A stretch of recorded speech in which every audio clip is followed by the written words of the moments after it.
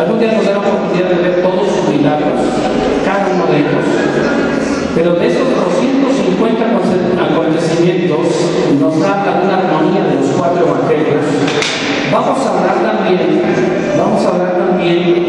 3 aspectos, no el día de hoy, pero hablaremos del primer punto de nacimiento y preparación de Jesucristo.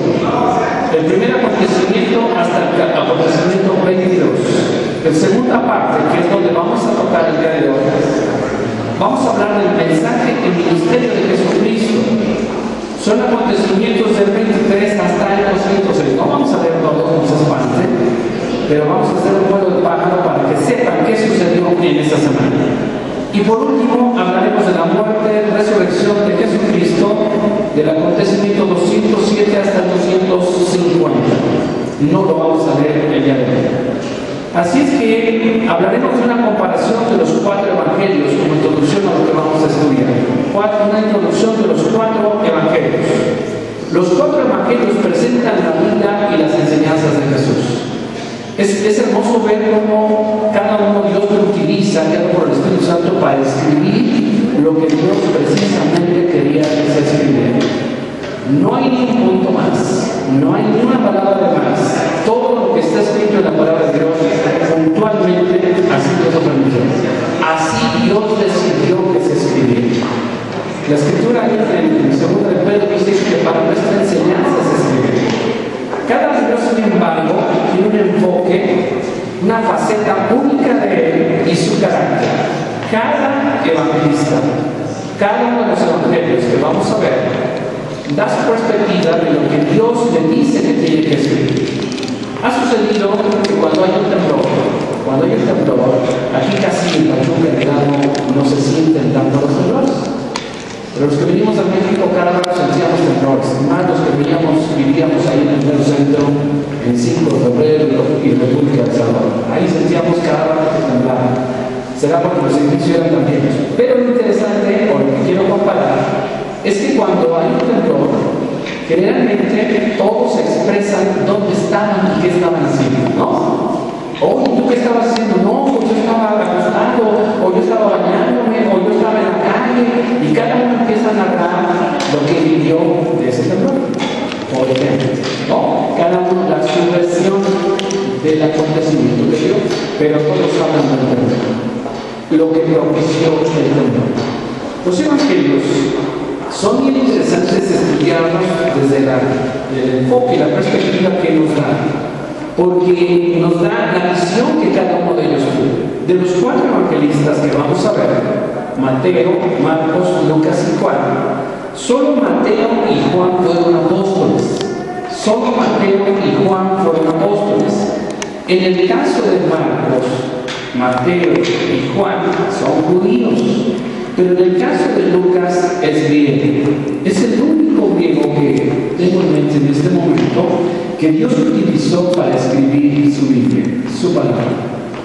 Hablamos de aproximadamente 40 autores y Lucas, el doctor Lucas, es el único que Dios utilizó como griego para escribir, como gentil para poder escribir un evangelio. Así es que no todos los evangelistas estuvieron ahí. En el caso de Lucas, el doctor Lucas lo que hace es una investigación de los acontecimientos, desde el nacimiento hasta su ascensión. Y además, en el caso de Lucas, habla y describe y narra todo el libro de los Hechos, lo que el Espíritu Santo hizo durante todo el inicio de la iglesia y durante esos primeros años de la iglesia. Así es que aquí vamos a ver una armonía, una comparación de los 4 evangelios. Por ejemplo, el Evangelio de Mateo nos dice que Jesús es el rey prometido. El enfoque que Mateo da es hablando como el rey. En el caso de Marcos, lo enfoca como siervo de Dios. Ese es el enfoque que tiene el Evangelio de Marcos. En el caso de Lucas, el enfoque que da es el Hijo del Hombre. Es decir, muestra su divinidad, pero también su humanidad. Y en el caso de Juan, lo muestra concretamente como Hijo de Dios. Los lectores originales eran quienes, para quien se escribió los evangelios, en el caso de Mateo, el Evangelio de Mateo fue escrito para los judíos. El Evangelio de Marcos fue escrito para los gentiles romanos. En el caso de Lucas, el Evangelio fue escrito para los griegos. Y en el caso de Juan, para los cristianos de todo el mundo. Así es que el lenguaje que utiliza Juan es un lenguaje muy fácil de comprender. Cada uno tiene un enfoque interesante, aunque no todos. En el caso de Lucas estuvo ahí, puede describir por el Espíritu Santo que le inspira a escribir su palabra, puede describir detalles que algunos omiten, como Juan, por ejemplo.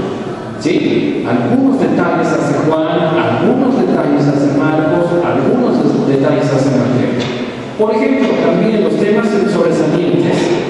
En el caso de Mateo, habla como Jesús es el Mesías porque cumple las profecías del Antiguo Testamento. Es bien interesante conocer todas las profecías que se dijeron en el Antiguo Testamento solo en la semana, por ejemplo, de Moisés. Algún día tuve en un estudio que hablaba de 50 profecías solo en esa semana que se cumplieron en la semana previa a la muerte de Jesús. En el caso de Marcos, los temas sobresalientes nos hablan que Jesús respalda su palabra con sus acciones, muestra las obras de Cristo. En el caso de Lucas, Jesús es Dios, pero también hombre. Es 100% Dios y 100% humano. Ahí creo en la teología tiene un término muy no común para nosotros, pero al ser 100% Dios y al ser 100% hombre, comprende precisamente lo que cada uno de nosotros estamos pasando.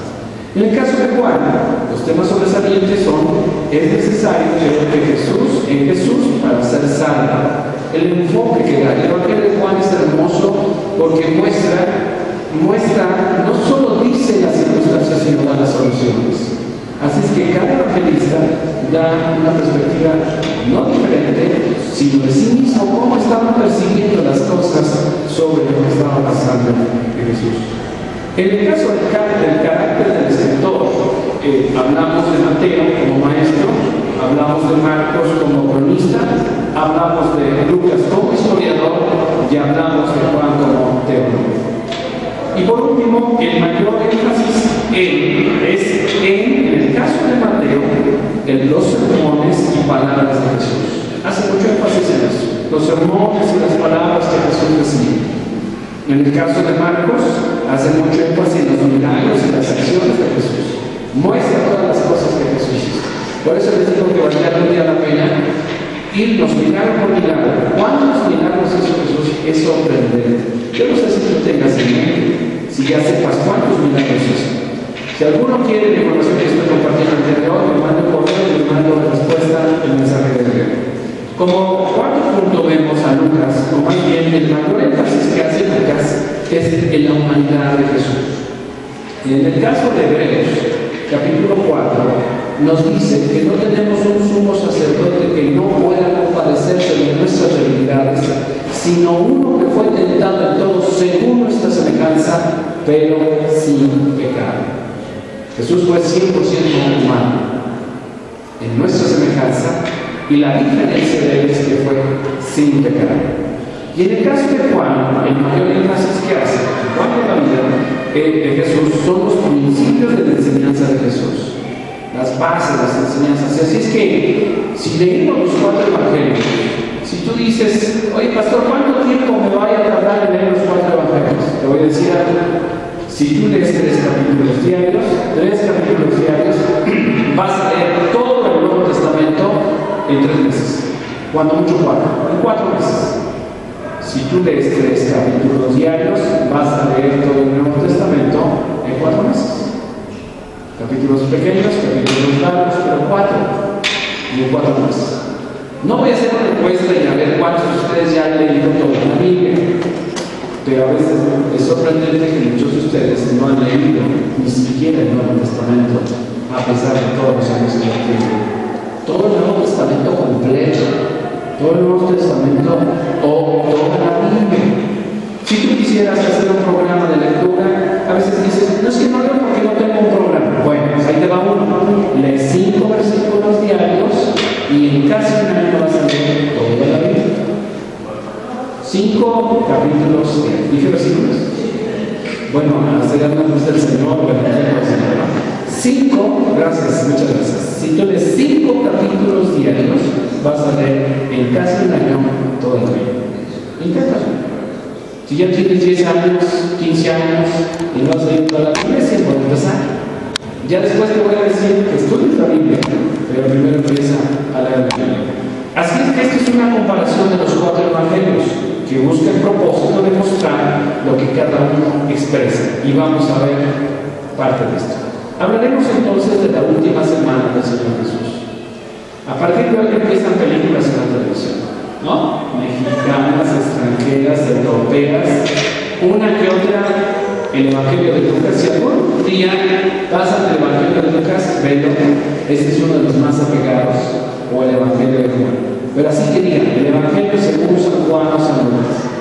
Si ves la película de Mel Gibson, o cómo se llama, bueno, te vas a impresionar, te vas a quedar estático, vas a llorar, ¿no? Con todas tus palomitas vas a sentir mucha nostalgia, mucha tristeza. Pero yo quiero decirte algo. El énfasis en esta semana, en todas las películas, eventos, representaciones, hacen, es más en el sufrimiento de Jesús. El énfasis que está haciendo la gente actualmente es cómo sufre, cómo se duele. Y eso apela a nuestras emociones y a nuestros sentimientos. Evidentemente nos hace llorar. Si se te hace un nudo en la garganta, como por ejemplo en esa película de Gibson, se hace una representación, un trato con Jesús bastante cruento. Bueno, pues quiero decirte que según Isaías 53 se queda corto. Según Isaías 53 se queda corto lo que pasa.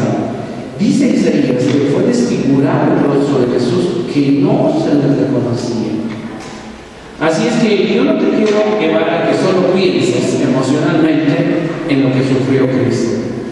Porque dice Hebreos que tomó un poco en la ofensa y en la gracia, menospreció lo propio. El énfasis de la muerte de Jesús fue la salvación y la redención de la humanidad. Y dicen cómo, pero no dicen para qué. Si una película hablara de cómo sufrió, pero el énfasis lo centra concretamente en para qué murió Cristo, entonces eso no es bueno. A veces nos quedamos en los discursos, a veces nos quedamos en la narrativa de los actores, en los comentarios, cosas que no dicen ni acontecen, y tomamos por ello personajes que mezclan en eventos y nosotros damos por hecho que así sucedió. Por eso yo te invitaba desde la semana pasada que tú leas los 4 evangelios. Y te voy a dar el inicio de los 4 evangelios para que tú leas. Son pocos capítulos. Pon atención al énfasis que cada evangelista dice. Por eso quiero o quise mencionarte esto. ¿Qué pasa la última semana con Jesús? No todos los acontecimientos que vamos a ver nos va a dar tiempo de estudiarlos. Los voy a mencionar, algunos de ellos, y nos vamos a ir hasta los 6 juicios. Hasta ahí vamos a tratar de llegar. Hasta los 6 juicios injustos que hacen contra Jesús. Si es difícil, y aquí tengo algunos abogados, si es difícil comprobar la inocencia, ¿qué será más difícil? ¿Comprobar la inocencia, Fanny, o la culpabilidad de una persona? ¿Qué será más difícil? Pues igual. Abogados, bueno, doctora también. Freddy, ¿qué es más difícil? ¿Qué puede ser más difícil? ¿Comprobar la inocencia o la culpabilidad? La inocencia. Pues ¿sabes que estos 6 juicios se esmeraron? Se esmeraron para hacerlo culpable al inocente. No era culpable. Hicieron todo lo posible, y no digo que lo imposible, porque lo que Dios había decidido ya estaba escrito. Ellos nada más fueron instrumentos para cumplir lo que proféticamente estaba dicho en su palabra. Así es que en esos 6 juicios se esmeran enfáticamente para hacerlo culpable, no para demostrar su inocencia. ¿Y quién lo defendió? ¿Tuvo un abogado de oficio, Jesús, como para que estuviera abogando por él? ¿Han pensado en eso? Vamos a avanzar y ahorita llegaremos. Así es que vamos a intentar que vuelo de pájaro ver 68 acontecimientos de esos 250. No vamos a ver todos, no voy a enfatizar todos para que no se preocupen, porque ya quizás estás pensando que los frijoles están quemando y si me tardo más te vas a quedar sin frijoles. No te preocupes. 68 acontecimientos desde la entrada a Jerusalén, de la entrada de Jerusalén hasta su ascensión. No vamos a verlo. Así es que empecemos en esa entrada triunfal. El primer acontecimiento que hablaremos de esa última semana, el primer día de la semana, es de la entrada triunfal de Jesús a Jerusalén. Y así su palabra nos la va a mostrar. Así es que vamos primero entonces a ver en estos primeros 5 puntos. Vamos a ver el pasaje, vamos a ver el pasaje y qué evangelistas hablan de esto. Por ejemplo, Jesús entra a Jerusalén sobre un pollino. Vamos a leer solo los 4 evangelios, o 1 o 2 evangelios, y solo voy a mencionar los siguientes acontecimientos. Vayamos a Mateo capítulo 21, por favor. Mateo capítulo 21.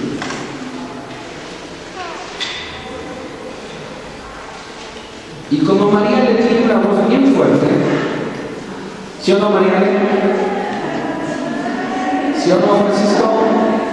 ¿Sí o no, Mariana? ¿Sí o no, Lalo? ¿Sí? María decía que la gente tiene que ayudarnos, yo te voy deteniendo, de pie, si es la gente, sí, de pie.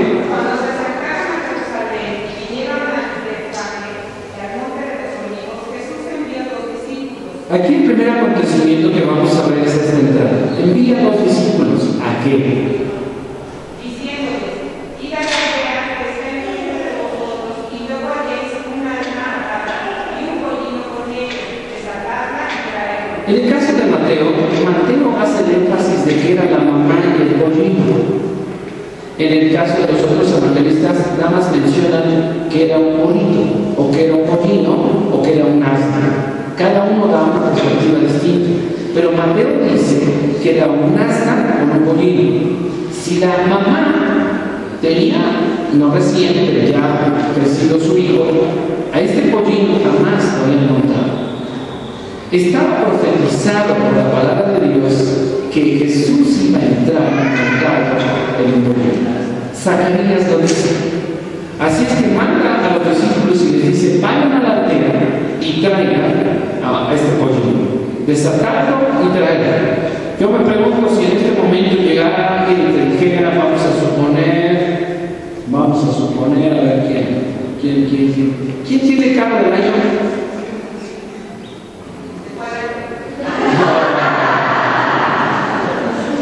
Bueno, vamos a suponer a Omar.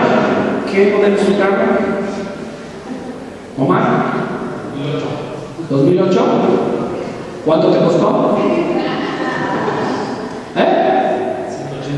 180.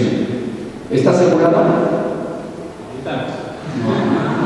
¿Qué riesgo? Acércate, Francisco, con él al final. Pero si de repente alguien entrara a este lugar que tú no conoces y te dice: ¿me prestas las llaves de tu carro? Voy y vengo y te lo traigo. ¿Qué dirías? No, yo ni lo pensaría. ¿Quién eres? ¿Quién te manda? Vamos a ver algo así. Sigue, María. Todo esto aconteció para que se cumpliese lo dicho por el profeta cuando dijo: decid a la hija de Sión, he aquí tu rey viene aquí, manso y sentado sobre un asna, sobre un pollino, hijo de animal de carne. Y los discípulos fueron e hicieron como Jesús les mandó. Vamos a dejarlo hasta ahí porque hay un acontecimiento importante y no leímos el 3. María, pon atención, por favor, te faltó el 3. Y si alguien nos dijere algo, el Señor lo necesita y luego los enviará. Ahí está. Imagínate que alguien llega a este momento y dice: el Señor lo necesita y no te lo va a regresar. Obviamente ni conoces al Señor que está pidiendo ese cargo, ni conoces a la persona que viene. Pero fíjate cómo la palabra de Dios es tan suficiente que no hay que dar explicaciones. Sí hubo un interrogatorio cuando ellos están desatando el pollino. Sí hubo de parte de las personas que les pertenecían, que están haciendo. Pero aquí dice, si alguien nos dijera algo, decir, el Señor lo necesita y luego lo mira. A veces nosotros menospreciamos lo que Dios hace en nuestras vidas. Cuando menospreciamos lo que Dios hace en nuestras vidas, estamos menospreciando la obra de Cristo. No hay límite de edad para poder servir al Señor. Lo único que Dios quiere es que tú le creas. Tomas tu cruz cada día y le sigas. Hay personas que dicen, yo soy viejo, yo soy viuda, yo soy anciano, o no veo bien, no oigo, y no puedo ser útil para el Señor. Nosotros teníamos una hermana hace algunos años en esta iglesia que se llamaba Anita. No he sabido de ella más nada. ¿Se acuerdan de ella? Bueno, a mí siempre que le visitaba me gustaba preguntar el Salmo 91 y se lo sabía de memoria. Pero decía, pastor, yo no puedo hacer nada cuando estaba enfermo, desde aquí, desde mi cama, solo oro por usted. Digo, pues está haciendo mucho, hermano. Sígalo haciendo, por favor. Así es que si tú piensas que por la edad, por las características, por la preparación, por el conocimiento, tú eres útil o no eres útil al Señor, tienes que considerar lo que Dios dice. Dios dice que solo tomes tu cruz y le sigas. Para poder servir al Señor necesitamos considerar lo que significa estar en la cruz, lo que es morir con Cristo, lo que es la vida de Cristo, y entonces tendrá sentido nuestro servicio al Señor. A lo que quiero llegar entonces es que si Dios usó con Elías a unos cuervos para darle de comer, si Dios usó para entrar a Jerusalén y cumplir la profecía de Zacarías, entrar en un pollino, ¿qué no hará con nosotros? Si usó un burro, si usó unos cuervos, ¿no te usará a ti, que eres hijo de Dios? ¿No dispondrá de tu vida para hacer lo que Él quiera contigo y proveerse para la obra del ministerio? El problema es que a veces pensamos que no somos capaces. Y qué bueno que piensas eso, porque la capacidad viene de Dios, la gracia viene de Dios, no de nosotros. Así es que todo acontece esto para que se entendiera lo que el profeta había dicho esto. Versículo 6.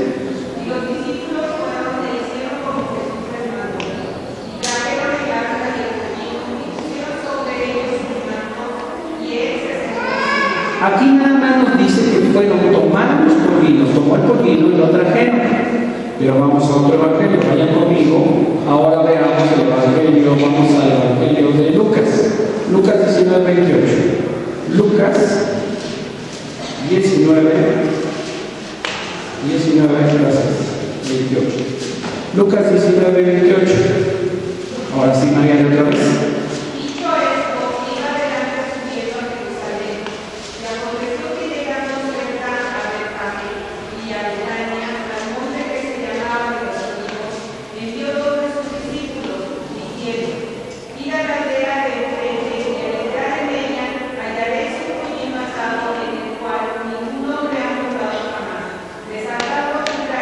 En el caso de Lucas ya nos da una referencia que en el caso de Mateo no nos dice.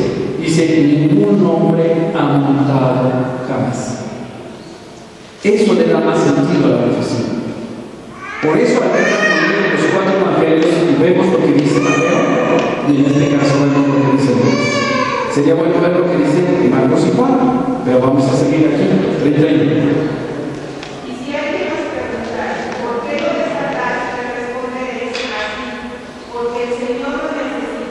Y si alguno de nosotros le dice al Señor, oye Señor, ¿qué quieres de mí? ¿O qué solicitas? Pues lo necesito. Alguna vez estaba un hermano que no teníamos este cañón de proyección, que por gracia de Dios nos ha provisto. Me decía, tengo un cañón que acabo de comprar. Le digo, oye, ¿de quién es el cañón que tú tienes? Del Señor, claro. Porque así decimos todos, ¿no? El otro día me dice a una persona, yo quiero que le eches agua a mi carro para que no me pase nada. Digo, si yo no soy cura, nada más lo que puedo hacer es orar por ti y eso es mucho mejor. Pero resulta que este hermano me dice, le digo, ¿de quién es el cañón que tú tienes? Pues del Señor, pastor. Le digo, pues el Señor lo necesita el domingo. Y dice, ¿seguro? Digo, sí, porque no tenemos. Y si es del Señor, el Señor lo necesita el domingo. A veces decimos que las cosas que tenemos son del Señor y cuando el Señor las requiere y cuando el Señor las necesita, decimos no porque se ensucia, no porque se me acaba, No, porque nada más tengo uno.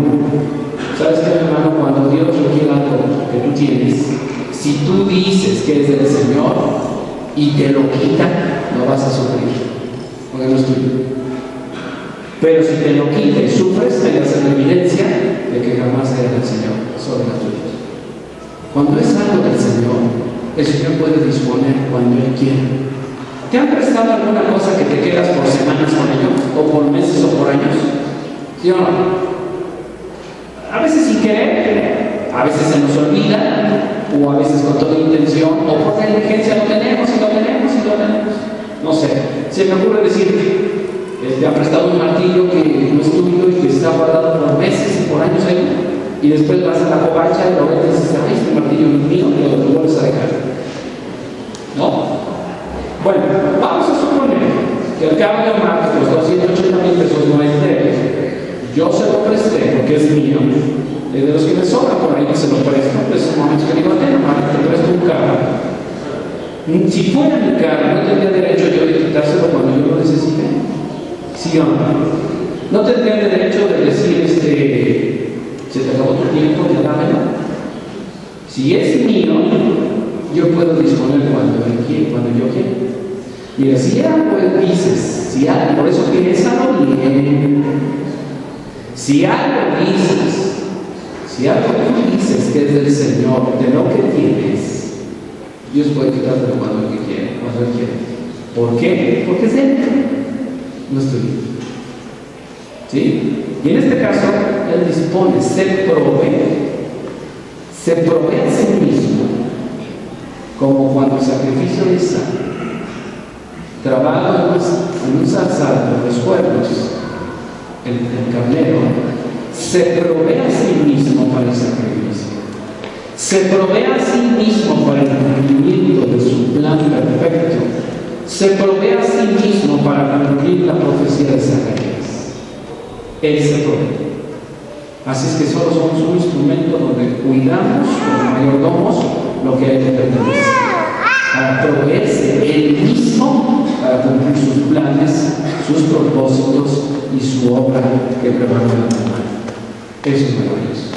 Y si yo soy un medio, soy un instrumento que resguardo solo esto por un tiempo para que el Señor lo use, lo de Dios no es mío, es de Él. Y Él puede disponer cuando Él quiere. Sigue el 32, vamos a ver lo que termina de decir Lucas. Fueron los que habían sido enviados y hallaban como pollito. Y cuando desataban el pollito, sus dueños le dijeron, ¿por qué desatáis el pollito? Aquí en este caso sí describe Lucas a los dueños. Mateo no lo dijo. Nada más dijo que fueron por él, los desataron y se los llevaron. ¿Qué es otra cosa? ¿Qué es otra situación? Recordemos que Lucas es un investigador y que quizás le preguntó a Mateo, quizás le preguntó a Pedro, quizás le preguntó a los que estaban ahí. Y a algunos se les dan detalles. Y no es teléfono descompuesto como algunos tienen por costumbre. Aquí es más bien la perspectiva que Dios quiso enfatizar. Pero los 4 evangelios nuevamente nos dan una armonía y nos dicen lo que Dios quiere. Aquí sí salen los dueños y le preguntan, ¿por qué lo desatan? Ellos dijeron, porque el Señor lo necesita, y lo trajeron a Jesús, y subiendo echaron sus mantos sobre el pollito, subieron a Jesús encima. Aquí sí da la misma referencia. Y otra vez dice, porque el Señor lo necesita. Así es que regresando a Mateo, vamos a regresar otra vez a Mateo 21. Al versículo donde nos quedamos, versículo 8. La primera cosa, ya vemos a Jesús montado en el camino y entrando a Jerusalén. 8. Y la multitud que era muy numerosa vendía mantos en el camino, y otros cortaban ramas de los árboles y las vendían en el camino. O sea, le dieron la bienvenida, ¿no? Podemos decir que se regocijaban al ver a Jesús entrando, porque muchos habían visto a Jesús hacer milagros. Todo lo que antecede a este pasaje, hablamos de los milagros de Cristo, hablamos de lo que Cristo hizo. Entonces mucha gente le había visto y al ver entrar a Jesús lo que decían, fíjate lo que dice, 9. Y la gente que iba delante de la gente estaba diciendo, Hosana al Hijo de David, bendito el que viene en el nombre del Señor, Hosana en las alturas. ¿Tú sabes qué significa Hosana? ¿Qué significa? A ver, ¿quién sí sabe qué significa Osana? ¿Qué significa? Sálvanos, Señor, sálvanos. Eso significa Osana. Entonces dice, la gente que iba delante y la que iba detrás, imagínate, el Señor montaba, seguramente sus discípulos con él caminando, y la gente gritándole con palmas tendiendo sus manos para que pasara sobre ellos, dándole una bienvenida como un rey. Los judíos, al no aceptar a Jesús, ellos esperaban un Mesías que entrara en un caballo blanco y que derrotara a los romanos, que era un imperio que en ese momento los estaba oprimiendo, y que entonces prevalecieran los judíos o los hebreos para sobre todo el pueblo que existía en ese tiempo. Y ellos lo van a aceptar. Jamás iban a aceptar, a pesar de que Zacarías decía proféticamente que el Mesías iba a entrar montado en un pollino, no iban a aceptar que su rey entrara montado en un burro. Como que no concuerda, ¿no? O sea, si es el rey de reyes, es el señor de señores, pues debe entrar en el caballo blanco, con un corcel, con todo un ejército, con todos sus guardias, armaduras, que no nada, ¿no? Y no necesariamente sus apóstoles, porque también eran de mejores. Y decían, bendito el que viene en el nombre del Señor, Osana en las alturas. Cuando entró en Jerusalén, toda la ciudad se conmovió diciendo, ¿quién es este? Y la gente decía, este es Jesús el profeta de Nazaret de Galilea. quizás quienes lo conocían más desde afuera, ¿no? Por eso dice que no hay profetas o profetas. Quizás los conocían más afuera. Y dicen, ¿quién es este? Y dicen, ¿quién es este? Y la gente decía, este es Jesús, el profeta. El calificativo que le estaban poniendo o solamente reduciéndolo a profeta. Y no dijeron el Mesías. El Mesías que estamos esperando. ¿No decían eso? Es el profeta, uno más.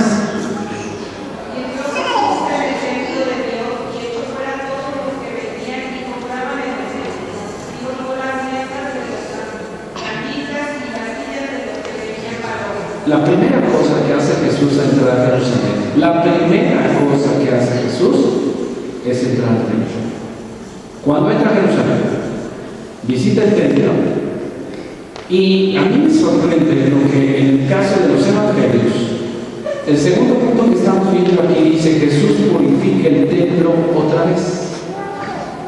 ¿Por qué otra vez? No lo vamos a ver ahorita, pero solo me lo voy a mencionar. ¿Por qué otra vez? Esa es la razón por la que yo ya había entrado una vez. Juan capítulo 2. No lo vamos a ver ahorita. En Juan, aquí Juan omite este pasaje. Si se dan cuenta, aquí Juan no lo menciona. Y no porque lo adelante, sino la primera cosa después de convertir el vino en agua de las tinajas. La primera cosa que hace, según el Evangelio de Juan capítulo 2, es entrar al templo. Su ministerio comienza ahí, obviamente con la conversión del vino, pero inmediatamente después hace lo mismo que estamos viendo en Mateo, Marcos y Lucas al término de su ministerio en la última semana. Por eso dice aquí otra vez, Jesús ya lo había hecho antes, ya había entrado al templo. ¿Qué pasa con esto? Bueno, si hablamos en este caso que los campistas hacían eso, cambiaban dinero, ¿sí? No puedo decir que necesariamente era la casa de bolsa o la casa de cambio. Cuando uno viaja a otro país, lo que tiene que hacer es cambiar la moneda a la que hay en ese país, ¿no? ¿Sí? Porque si tú llegas a ver pesos a donde hay dólares, no te lo reciben, tienes que ir a una casa de cambio y hacer el cambio. Bueno, los campistas, según la ley, hacían dos cosas. Sí, evidentemente cambiaban dinero, pero una de las cosas que hacían, según la ley, si por ejemplo Marco vive en Monterrey y Jerusalén es aquí, Pachuca, la colonia dice, aquí es el templo y aquí vamos a hacer el sacrificio, según la ley, ¿sí? Marco viene a celebrar la Pascua y va a traer su cordero sin mancha de un año. La ley decía que de modo venirse caminando desde Monterrey o quizás de Monterrey, que no hay mar, tendría que vivir todo el tiempo por tierra. tierra, o en burro, o a pie. En lugar de traerse su cordero de un año sin mancha, lo que hacía Marco allá era un cerdo, y lo que le dieran esos 1,000 pesos, llegaba aquí y los campistas le daban dinero y le daban un cordero de un año sin mancha para ofrecerlo en el caso de Dios. Eso era lo que hacía. Pero llegó un punto en que Marco ya no vive en Monterrey. Perdóname, Marco, que te estoy usando, pero Marco vive ahí cerca del circuito de los Sauces, en la colonia de Vista, o de Villas del Álamo. De Villas del Álamo aquí son 15 kilómetros. Sí, los puede caminar muy bien con su borrego y traerlos. Pero ¿saben qué hacía Marco? Llegaba aquí y decía, ¡y! Como que se lo olvidó un borrego. Pero ahí ven, ¿qué te preocupas? Le dice Juan. Y aquí van a se terminaron las palomas, pero ahí venden mi vida, ¿qué te preocupas? Ahí las compramos. Ya no había cuidado de mucha gente de hacer lo que la ley decía. Si decían que vivían bajo la ley, de preparar el sacrificio, de preparar los palominos, de preparar los bueyes, de preparar los asnos para venir a ofrecerse a los otros. A ver qué le doy a hacer. A ver si me da. Entonces el templo se volvió un comercio. Ya no era una razón para ir a orar, a leer a los profetas, ya era más bien para negociar. Y a veces así pasa en algunas iglesias. Por eso tuvimos que dejar de vender boletos en esta iglesia. A mí me consta, como pastor, que muchos hermanos llegaron a venir aquí solo para vender. Es que me toca vender. Se metían, se ponían a cocinar y no estaban en el mensaje. Dije, yo no me interesa eso. A mí me interesa que tú estés sentado escuchando la palabra de Dios y no vengas a cocinar. A veces suena esto fuerte, pero es real. A mí me tocó ver problemas entre hermanas o hermanos por causa de que trajeron poquito, por causa de que no cumplieron y le tocaba el talento a la venta. Dice, hermano, no venimos a eso. Venimos a estudiar la palabra de Dios, a adorar a Dios, a bendecir a Dios, a relacionarnos. El único problema, lo bueno que sí perseguía, es que propiciaba el compañerismo entre nosotros. Comíamos y compartíamos. Eso era bueno. Pero a cambio de qué? De pleitos, de celos, de desacuerdos. Hay personas que a veces van a la iglesia porque andan buscando trabajo y saben que va a venir Pati, que tiene una empresa, y entonces voy a ir a ver a Pati para ver si me da trabajo. No vienen a escuchar la palabra de Dios. Hay personas que vienen con una intención de relacionarse con otras personas socialmente, jóvenes que tienen con la intención de relacionarse con la esperanza de casarse con otra persona, no por escuchar la palabra de Dios. Mis hermanos, cada vez que nos reunimos con la iglesia tenemos que tener en mente que el propósito de reunirnos es estudiar la palabra de Dios, a relacionarnos entre nosotros como iglesia, a tener comunión, a aprender de Él, a saber de Él, a conocer de Él, a creerlo a Él, a conocerlo a Él. No a ver si encuentro trabajo, o no a ver si me paga Pati, o a ver si me tengo la similar que sabe lo que me prometió, o mañana ahora sí me puede llegar el plan que tanto le he mencionado indirectamente no lo ha traído. La razón del sentir en nuestro caso de la gracia es venir a aprender del Señor, a conocerlo, a saber de Él para poder creer en Él, no para buscar trabajo, no para relacionarnos, no para vender. Y lo que hacen en este momento, la primera cosa que hace Jesús al entrar a Jerusalén después de ese camino donde lo reciben, y pocos días estaban pidiendo que lo crucificaran, y pocos días después estaban diciendo que soltaran al asesino de Barrabás, y no hay nada. Es paradójico, contradictorio que por un momento emocional nosotros podamos dar la bienvenida a alguien y decirle cuánto le amamos y después en pocos días enterrarlo en una carta. La razón que venimos nosotros es adorar a Dios, a servir al Señor. Por eso cuando hacemos limpieza, hagámoslo para el Señor. Por eso cuando nos sentemos aquí y estemos atentos, hagámoslo para el Señor. No te duermas, tienes poco tiempo y te duermes. solo 2 horas o 3 como mucho. Pastor ya se tardó mucho, solo 3 horas o 2 horas y media. Estamos por una semana. Si contamos las horas, el tiempo que estamos aquí es muy poco, muy poco.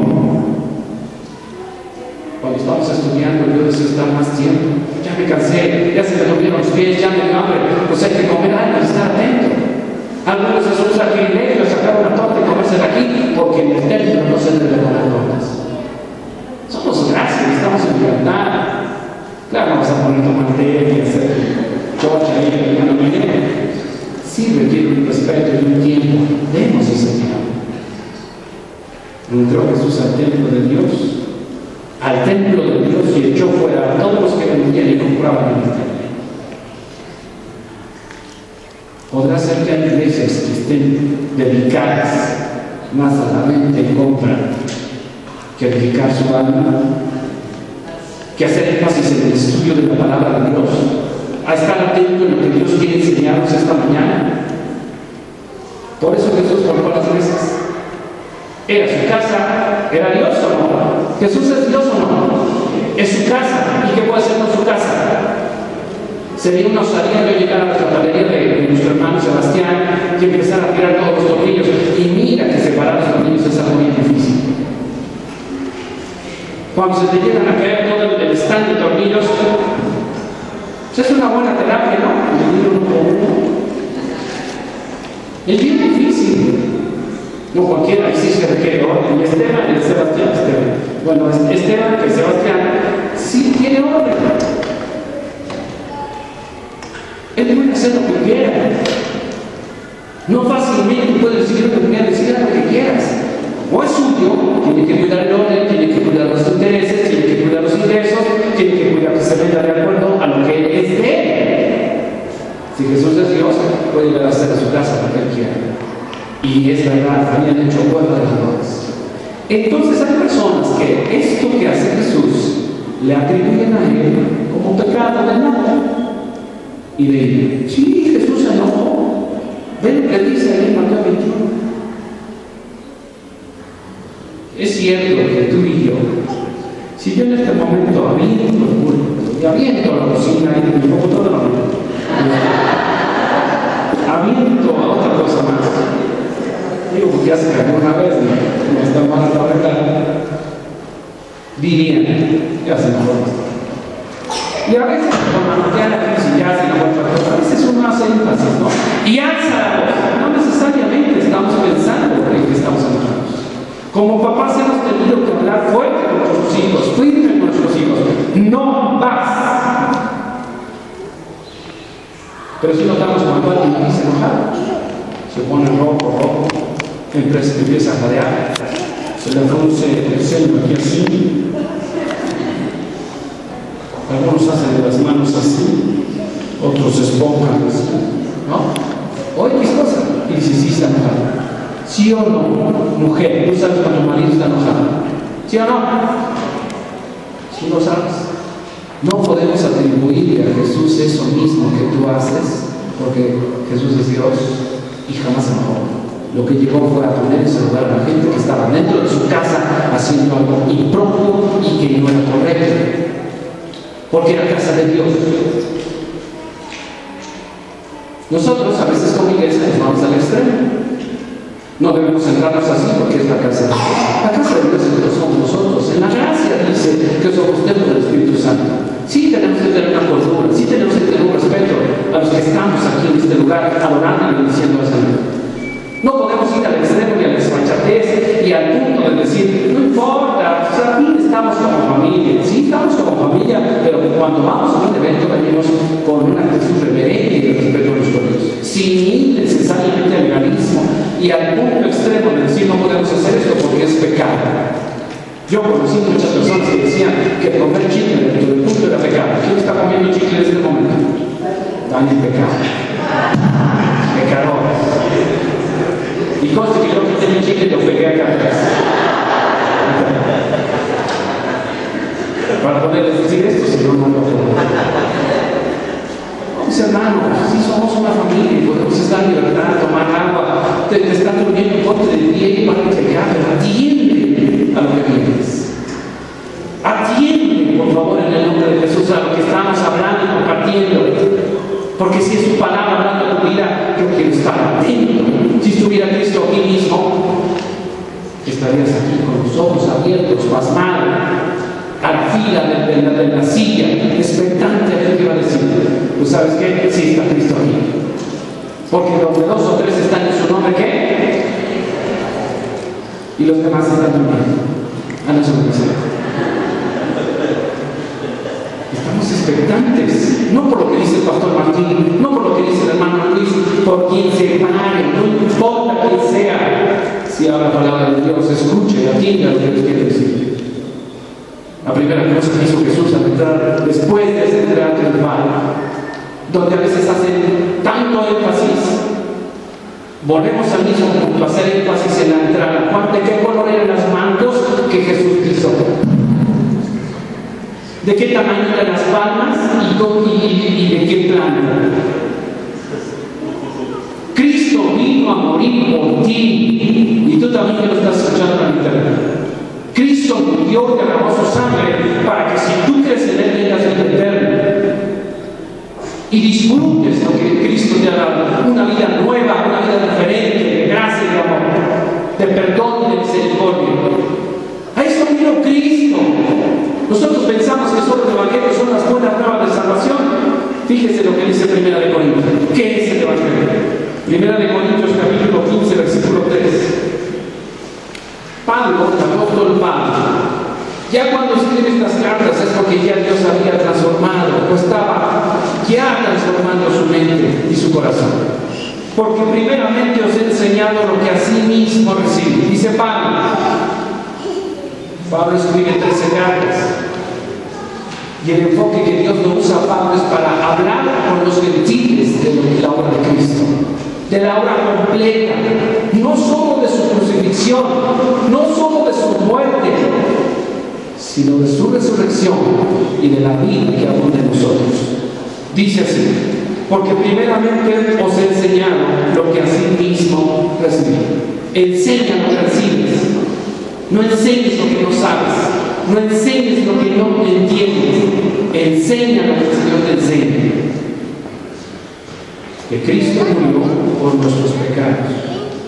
Es impresionante cómo Pablo, ya en este resumen de lo que es el Evangelio, dice lo que es el Evangelio.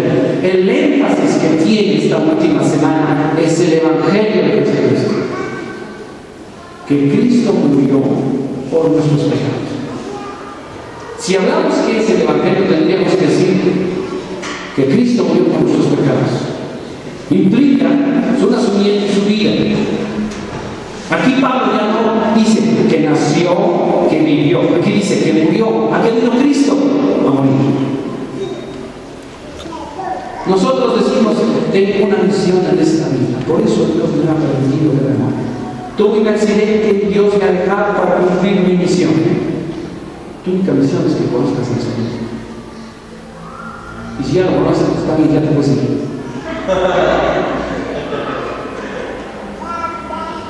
Bueno, ahora si quieres vivir aquí, pues la vida de Cristo se manifiesta en tu vida. Ese es algo muy sencillo. Dice que Cristo murió por nuestros pecados conforme a las Escrituras. Que Cristo no lo mataron. Cristo dio su vida. Él puso su vida. Nadie me la quita, yo la pongo. Desde antes de la fundación del mundo estaba planeado que Cristo viniera a morir por ti y por mí. Es que los romanos son bien malos porque los mataron.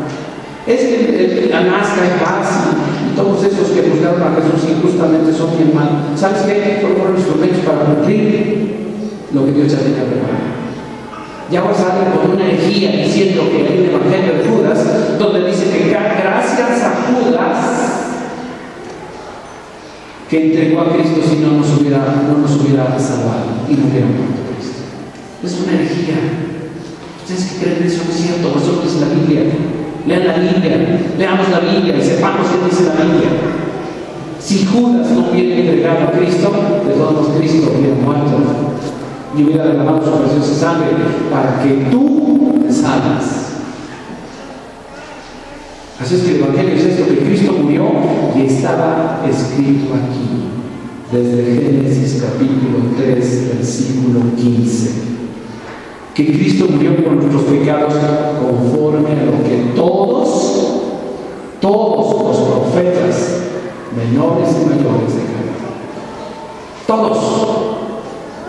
4. Y que fue sepultado. Si alguien muere, lo tiene que sepultar. Pero era parte de lo que tenía que suceder. Él dijo, por lo menos 2 veces, lo mencionó varias veces, habló de su muerte. No 2 veces, varias veces habló de su muerte. Pero en 2 enfáticamente dijo, así como Jonás. ¿Se acuerdan? Le decía 7 noches, ¿se acuerdan o no? También dijo con respecto del templo, como en el templo, yo puedo derribarlo y levantarlo en 3 días. Por eso se burlaban de él cuando estaba en la cruz. Por eso se burlaban de él. Pues no, ¿qué te ibas a hacer? A ver, sálvate. Pero fíjense, el Evangelio es esto. Porque yo primeramente os he enseñado lo que así mismo recibí, que Cristo murió por nuestros pecados conforme a lo que estaba escrito, y que fue sepultado, no se quedó en el sepulcro. Cristo no se quedó clavado en la cruz. Cristo no se quedó sepultado en la cueva. Cristo ascendió a la presencia del Padre, donde está sentado a su diestra, intercediendo por ti y por mí. Y donde tú y yo también estamos sentados con Él.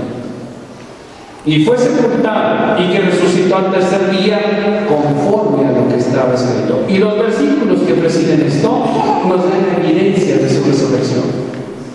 No solo a Pedro, a los 12 varias veces, no solo a las mujeres, a mucha gente, a más de 500 se les apareció. Jesús resucitó. Y eso hablaremos la próxima semana. Pero vamos a terminar, o vamos a avanzar con lo que estábamos viendo de Mateo. Entra al templo, volca las mesas y les corre a todos los cambistas. 13 María. Les dijo, escrito está, mi casa de oración será llamada, vosotros la habéis hecho cuerda de la gloria. Ya era más el comercio. Que el deseo de ir a orar, por decir, o leer los profetas en este tiempo. Era otra cosa, menos eso. No necesitamos hablar de iglesia. Esto es lo que dicen los evangelios. La primera cosa que hizo fue eso. Vamos a dar vuelo al pájaro y nos vamos a ir repitiendo. Eso se explica por qué tiene que morir. Ya hizo lo Juan hace ese énfasis. La mayoría de la gente no cree en Jesús y da este relato. Jesús resume su mensaje. 6. Jesús dice a sus discípulos que pueden orar por cualquier cosa, pero da la condición. Mateo y Marcos lo dicen. Así nos vamos en cada punto. 7, 8, 9, 10. No vamos a hacer referencia en ellos en este momento. Nos vamos a los siguientes puntos, a donde yo quiero llegar. Vamos avanzando. Vamos todos estos pasajes que pensamos que nos dijo antes. Pero es bien interesante cómo esta cronología de los evangelios nos van dando los hechos cronológicos de esa semana, y son muchísimas cosas, no solo 2 o 3 cosas. Y aquí en la muerte y resurrección de Jesús, entonces empezamos a hablar en este pasaje, este punto 25, los líderes religiosos planean matar a Jesús. Como les digo, algunas cosas Juan omite, pero algunas otras los evangelios nos dicen claramente. Valdría la pena que tú te des ese tiempo y cada punto lo fuera relacionando como acabamos de hacer de la entrada triunfal. Seguimos, vamos avanzando, acontecimientos que van aconteciendo, que van pasando, sucediendo, habla sobre el Espíritu Santo y llegamos a ese último día. La tradición dice que Jesús murió el viernes. No vamos a discutir eso. Si fue el miércoles, jueves o viernes. El punto es que Jesús murió para darnos una tarea. Si nos basamos en el pasaje de Jonás, así como Jonás 3 días y 3 noches, no coincide viernes. Porque la religión popular y el sincretismo con la iglesia evangélica dice eso, lo hemos tenido que adoptar. Pero tendríamos que escudriñar. Finalmente, ¿qué nos va a llevar? Que Cristo murió. No, pero no fue viernes, fue jueves. No, pero no fue jueves, ya descubrí que fue miércoles. A lo que tenemos que llevar finalmente es a la muerte de Jesús, que Cristo murió. Pablo dice, porque primeramente os he enseñado lo que así mismo recibí, que Cristo murió por nuestros pecados. Punto. Ese es el énfasis. ¿Para qué? Para salvarnos, para darnos vida, para tener perdón, para que viva en nosotros. Y una de las primeras cosas que sucede en esas situaciones, cuando acusan a Jesús de herejía, de blasfemia, de no sujetarse a las autoridades, viene el primer juicio. Por eso les dije, en el punto 43, hay 6 juicios injustos que se esmeraron en hacer culpable al inocente. Yo preguntaba eso a Paco hace ratito que todavía no estabas, que qué es más fácil, probar la inocencia o la culpabilidad de una persona, o qué es más difícil. Por el hecho de que esté detenido ya es un presunto responsable, ¿no? ¿Así es? ¿O cómo Paco? Eso era antes, ahora ya se considera inocente hasta que se pruebe lo contrario. Pero antes era culpable. había que probar su inocencia, pero no había abogado que litigara ni de oficio que le hayan puesto al Señor para que lo defendiera. Nada. ¿O si hubo un abogado que estuvo con él? Hubo 6 juicios. Primer juicio, cuando lo llevan a Anás. No lo vamos a leer porque no nos va a dar tiempo. Lee por favor en Juan 18, ahí esa, ¿qué es esto? Segundo juicio, cuando lo llevan con Caifás e interroga a Jesús. Mateo y Marcos lo explican detalladamente cómo fue ese interrogatorio. El tercer juicio, antes de él, vemos cómo Pedro niega conocer a Jesús. Ese Pedrito, es hermoso cómo el Señor hizo un cambio tremendo en él. Hoy si cambió a Pedro, que no nos cambia a nosotros. Lo hizo nuevo. No lo reventó, lo hizo nuevo. Cuando el Espíritu Santo vino a él. Si tú hubieras sido Pedro, o Petra, para ser femenino piedra, si tú hubieras sido Pedro, para no decir Pedra, tú hubieras negado al Señor. Alcen la mano, ¿quién se hubiera negado al Señor? ¿Los demás no? A ver, de los que sí negarían al Señor, ¿por qué creen que negó Pedro al Señor? Y no me salgan con la broma de la suegra, eso no tiene nada que ver. ¿Por qué negó? Bueno, tampoco por piedra. Tira piedra, pero ¿por qué negó Pedro al Señor Jesús?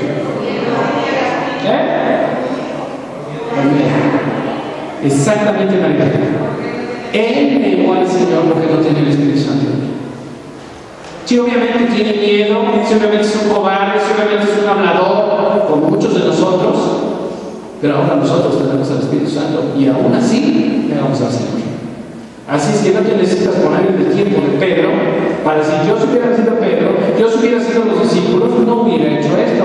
Yo si hubiera sido el pueblo de Israel, al cruzar el mar rojo, o a los 3 días no hubiera hablado mal de Moisés y de Aarón. Haríamos lo mismo porque tenemos la misma naturaleza caída y pecaminosa. Solo el poder del Espíritu Santo que mora en nosotros es lo que nos hace la diferencia. Y aún así, si no le queremos, allá nosotros mismos estamos viendo las consecuencias. Pedro negó al Señor porque no tenía el Espíritu Santo en él. Y cuando decía algunas verdades, el Señor le decía, no lo has dicho tú, Pedro. Cuando dijo y empezó a sentir tristeza en Getsemaní, cuando Jesús llama a Pedro y a Juan a orar, qué cansado es cuando uno va a orar. Yo no sé qué pasa, y algunos dicen que la Biblia es terapéutica, pero se acomodan en su cama, ponen sus almohadas, leen la Biblia y les da un sueño, ¿no? Pero nada más cierran y se despiertan y tengo ese sueño. No puedo dormir. ¿No dicen así? No leas tu Biblia acostado porque te vas a dormir. Y tampoco hacerlo religiosamente de que si no es a las 5 de la mañana no está. No. Te vas a dormir. Sí, es lógico, ¿no? Y empiezas a escuchar algo bonito. La palabra de Jesús. Que apoye, te conforte, y pones a meditar, y te sigues meditando hasta las 6 de la mañana. No sé por qué estoy diciendo esto, pero déjenme guardar. que Jesús vea. Por supuesto, llega a conocer. Y nosotros, a pesar de que el Espíritu Santo mora en nosotros, según Efesios 1:13, todavía lo negamos con nuestros hechos. Hay quienes en su trabajo tienen una conducta como de cualquier converso. Y es sorprendente. A veces hay personas que se encuentran aquí y dicen: ¡ah, tú eres cristiana! Y trabajan juntas o juntos en la misma oficina o en el mismo lugar. ¿Y tú eres cristiana? Bueno, si tú eres cristiana, yo soy la Madre Teresa de Calcuta. Algo le va a hacer eso. Son cristianos como dicen que la secreta. No llegues al Señor con tus hechos. No te avergüences, Romanos 1:16. No te avergüences del Evangelio, porque es poder de Dios para la salvación. Tercer juicio. El concilio de Sanedrín condena a Jesús. Judas se suicida. Cuarto juicio, Jesús, el juicio donde Pilato juzga a Jesús. Vale la pena estudiar esto y tener en orden los acontecimientos. El último, o el quinto más bien, el penúltimo juicio, Herodes juzga a Jesús. Y en este caso Lucas es el que hace más énfasis o menciona. Y por último, por el día de hoy, vamos a ver el 50, en el sexto juicio, Pilato entrega a Jesús para ser crucificado. Es bien interesante, al estar estudiando esto te das cuenta y te da un panorama más claro de los acontecimientos de esa última semana. Finalmente, cuando llega a terminar en Pachuca, de todos de qué hablamos, del templo. ¿No? A uno nos fue bien, otros mal. Cuando fue en el 95, fue en Puerto de México. 85, ya pasé. 85, 8.5, 8.1. Yo estaba ahí. Y les puedo narrar toda la historia de lo que pasó en ese temblor. Y otro me va a hablar de su historia, de todo lo que pasó en el temblor, desde otra perspectiva, en otro lugar, bajo otras circunstancias. Pero finalmente todos vamos a hablar de un solo propósito, el temblor. En este caso, si hablamos la última semana, tenemos que hablar de la muerte de Jesús, que fue suficiente para que todo aquel que cree en Él tenga vida eterna y no se pierda. No para que nosotros estemos pensando en celebrar y representar o conmemorar solamente, sino para entender que realmente Cristo murió para darnos vida a todo aquel que me cree. Y puede ser que tú tengas mucho tiempo ya veniendo aquí y no tengas la certeza de que Cristo murió por ti. Y es tiempo que tú pienses en eso, en la obra completa de Cristo. O tú ya sepas que Jesús es tu Salvador, porque de tal manera amó Dios al mundo que daba a su Hijo unigénito, para que todo aquel que en él cree no se pierda, mas tenga vida eterna.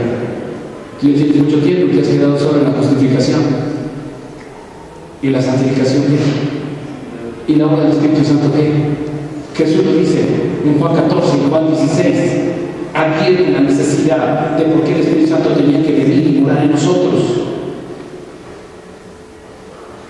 Así es que podemos disfrutar una vida diferente, no una vida religiosa de tradiciones, de acontecimientos, sino de entender que Jesucristo murió para que todo aquel que en Él cree tenga vida. ¿Qué es el Evangelio? No me digas que las buenas nuevas de salvación. ¿Qué es el Evangelio? Lo leemos y terminamos. Primera de Corintios, pónganse de pie si son tan gentiles. Capítulo 15, versículo 3. El Evangelio no es dejar de fumar, dejar de mentir. Eso es lo que hace el Evangelio cuando tú le crees a Dios. El Evangelio es que, porque primeramente os he enseñado lo que asimismo recibí conmigo, que Cristo murió por nuestros pecados conforme a las Escrituras, y que fue sepultado y conforme a las Escrituras. Ese es el Evangelio. Nosotros tenemos que proclamar las buenas nuevas de salvación, no una tradición, no una costumbre, no una celebración, no un énfasis de cómo muere. Hace algunos años conocí a unos hermanos allá en México, que esta mujer tenía 2 hijos. Este joven que tenía 20 y tantos años, recién casado, de repente en el periférico empieza a perseguir un carro. Él tenía muy buen carro, llega a la unidad donde vivía ahí por satélite, se mete a la unidad, se estaciona, se para el otro carro junto a él, sacan una pistola y le dan en la cabeza. La angustia de la mamá era más cómo había muerto su hijo que el hecho de que había muerto. ¿Cómo es posible que se acaba de casar y se enfrente de su esposa la mataron? Hacía más énfasis en cómo había muerto su hijo. Y nunca se supo la razón por la que lo mataron. Su dolor era, lo mataron, le tiraron un balazo en la cabeza. Ese era el énfasis en el sepelio. Todo el tiempo era esa angustia. ¿Por qué a él? ¿Cómo así? Cuando pasa algo a nosotros, lo que hacemos más énfasis es en cómo nos pasan las cosas, no en el propósito que Dios tiene en el que permita nuestras vidas. Si sufrimos, si padecemos, si tenemos angustia, nuestro énfasis es ¿por qué sufro? ¿Por qué me pasa esto a mí? ¿Por qué yo? Y no entendemos por qué los propósitos de Dios. El Evangelio es algo más que esto. Tenemos que ver que Cristo murió en la cruz para darnos vida y una vida abundante. Con eso quedamos. Eso es el Evangelio. Amado Padre, queremos agradecerte esta hermosa tarde por lo que a través de tu palabra nos enseñas. Permite, Señor, que esta semana cada uno de nosotros, a nuestra familia, nuestros amigos, nuestros vecinos, podamos compartirles esta obra maravillosa que tú has hecho a través de tu Hijo. Que Cristo murió por nuestros pecados conforme a lo que tú habías dicho, que fue sepultado y resucitó conforme a lo que tú también habías dicho, y que la evidencia plena de que resucitó es que mucha gente lo entiende. Te bendecimos y te damos gracias porque nos has salvado. Te bendecimos y te damos gracias por el perdón de nuestros pecados, porque nos reconocemos pecadores y porque ahora en Cristo tú nos has limpiado y has librado toda clase de pecado que hay en nosotros. Gracias, Señor, por la nueva vida que a través del Espíritu Santo nos das, una vida abundante, una vida llena de gozo, de paz, por la obra de tu Espíritu que bendecimos y te damos gracias. Gracias, Señor, esta tarde en el nombre de Jesús. Amén. Adelante, Luis.